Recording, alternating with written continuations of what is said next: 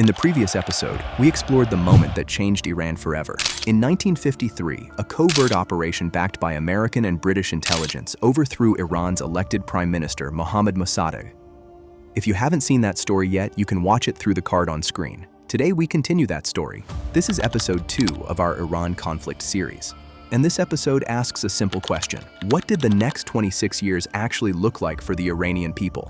Before we begin, if you enjoy deep historical stories like this, consider subscribing to the channel. This series is unpacking the events that shaped the modern Middle East. Now, let's continue the story. When the coup ended in August 1953, one man returned to power. Mohammad Reza Shah Pahlavi. He had already been king for more than a decade, but after the coup, his power was no longer limited. The monarchy became the center of Iran's political system.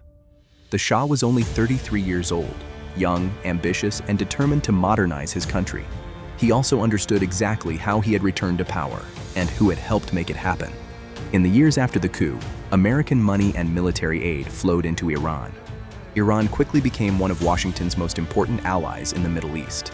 During the Cold War, Iran sat directly on the southern border of the Soviet Union. For the United States, keeping Iran stable and pro-Western was a strategic priority. The Shah embraced that role. Iran opened its oil industry to international companies. Western investment poured into the country, and the Shah was welcomed in Washington as a key ally. Over the years, he met 5 American presidents: Eisenhower, Kennedy, Johnson, Nixon, and Carter. In public, the partnership looked strong, but inside Iran, something else was taking shape. In 1957, the Shah created a powerful new institution, SAVAK, Iran's national intelligence and security organization. Its job was to monitor and eliminate threats to the government. The organization was built with assistance from American and Israeli intelligence services. SAVAK monitored political groups, universities, newspapers, and religious organizations. It opened mail, tapped telephones, and built networks of informants across the country. Those who were arrested were often never seen again. Human rights organizations later documented widespread torture in SAVAK detention centers. The exact number of victims remains unknown, but the reputation of the secret police spread fear throughout Iranian society.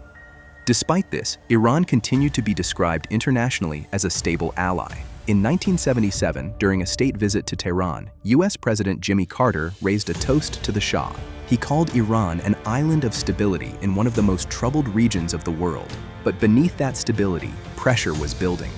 The Shah's rule was not defined only by repression. It was also defined by rapid modernization. In 1963, the Shah launched a sweeping reform program known as the White Revolution. Land reform redistributed property from large landowners to farmers. Women gained the right to vote. Literacy campaigns expanded education across rural areas. Universities grew rapidly. New industries appeared. Highways, factories, and modern infrastructure reshaped Iranian cities. By the 1970s, Iran had one of the fastest-growing economies in the world. Tehran had become a modern capital with a growing middle class. Western journalists often described the country as a rising power, but there was a contradiction at the center of the Shah's vision. Modernization came without political freedom. Iranians could study at universities, but criticizing the government could lead to arrest. Women could vote, but political opposition parties were banned. The economy grew, but political prisons filled. The Shah believed modernization required control, and that control was enforced by SAVAK. By the mid-1970s, opposition to the Shah was growing, and it was coming from very different parts of society. First were secular intellectuals and students. Many had benefited from Iran's modernization, but they demanded political freedom to match social progress. Second were members of the religious establishment, clerics who believed the Shah's reforms were eroding traditional Iranian culture and religion. And third were millions of working-class Iranians, people who had not benefited from the economic boom, who saw the wealth of the cities growing while their own lives remained unchanged. 3 very different groups, 3 very different grievances, but they shared one thing in common: a political system that gave them no way to express their frustrations. The Shah saw the unrest. His answer was more surveillance, more arrests, more control.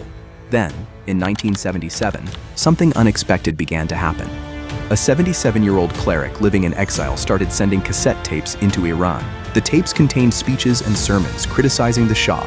They were copied again and again, passed from hand to hand, shared in mosques and private homes. Within months, they had spread across the country. The cleric's name was Ruhollah Khomeini. For more than a decade, he had been waiting outside Iran. Now his message was returning. SAVAK tried to stop the tapes, but the recordings kept spreading. Mosques filled with listeners, and the quiet streets of Iran slowly began to change. In 1978, the protests began. Students, clerics, workers, millions of Iranians took to the streets. For 25 years, the Shah had survived coups, conspiracies, and international pressure, but he could not survive the anger of his own people.